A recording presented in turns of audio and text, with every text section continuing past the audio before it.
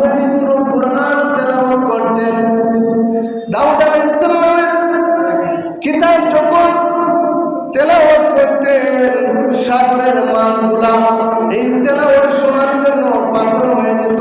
সাগরের মাছগুলা তেলাওয়াত শোনার জন্য তারা নদীর পাড়ের মধ্যে কাছাকাছি চলে আসতো।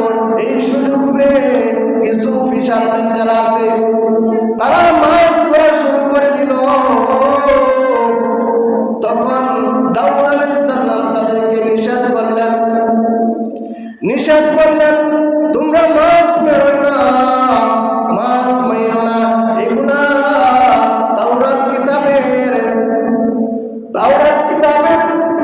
এগুলা শোনার জন্য, জবুর কিতাব শোনার জন্য তারা মাছগুলা চলে আসে। এই সুযোগে তোমরা কি করো না, মাইরো না। তারপরেও তারা নিষেধ অমান্য করেছে। তারা শুক্রবার দিন মাছ মারার জন্য পাগল হয়ে গিয়েছে।